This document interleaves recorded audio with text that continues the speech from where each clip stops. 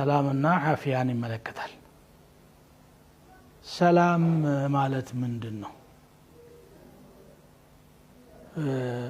ነብዩ ሰለላሁ ዐለይሂ ወሰለም እንዳስተማሩን ሶላት ሰግደን በጨረስን ቁጥር اللهم أنت السلام ومنك السلام تباركت يا ذا الجلال والإكرام ጌታችን ሆይ አንተ ሰላም ነህ፣ ሰላም የሚገኘውም ካንተ ነው ብሎ በዚህ ዱዓ ይጀመራል። ሶላት ካለቀ በኋላ የሚደረገው ዚክር ማለት ነው።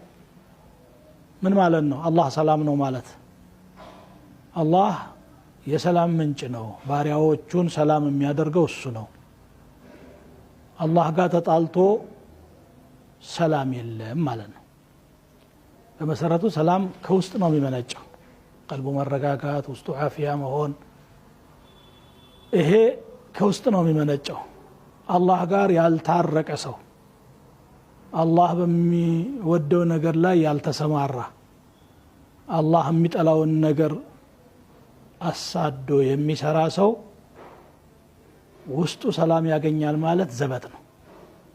ለዚህ ነው ውጫዊው ዓለም አማን ሆኖ እያለ ምንም ችግር ሳይኖር በመጨናነቅ ውስጡ ይወጠራል። ሰፊ የሆነው ዓለም ይጠበዋል ሰውየው።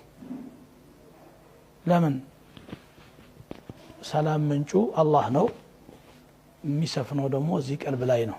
ከዚህ አንጻር ነው። ለዚህ ነው ወሚንከ ሰላም የሚለውን የቀጠሉት ነብዩ ሰለላሁ ዐለይሂ ወሰለም አንተ ሰላም ነህ፣ ሰላም የሚገኘውም ካንተ ነው ይላል። ከዚህ በተነሳ የሰላም ጉዳይ በሁሉም ቦታ ዱዓ ይደረጋል በእስልምና። ሶላት ስንሰግድ ለምሳሌ السلام عليك أيها النبي أنت يا الله نبي سلام بأنت لا يهون قالنا بحالا ورحمة الله وبركاته إذنتم بركتم كذا بحالا قتلوا السلام علينا وعلى عباد الله الصالحين سلام بنيا لا يسفن بدقاق يا الله باريا وچم لا يلال عند صلاة سجاج عالم كتفتر الجمهور እስከ ፍጻሜው ድረስ ባለው ጊዜ የሚፈጠሩ ሳሊሖችን በጋራ ዱዓ የሚያደርግላቸው በዚህ ወቅት ነው። ሶላት ውስጥ ለሁሉም አድረከት ኩል عبد صالح لله في الارض والسماء በሰማይ በምድር ያሉ መላእክቶችም ሳይቀር ሳሊሕ የሆነ ሁሉ ሰው ዘንድ ትደርሳለች እቺ ዱዓ። ማንም ደግሞ ሰጋጅ ዱዓ በሚያደርግበት ጊዜ አንተ ያ ዱዓ ይደርሳል።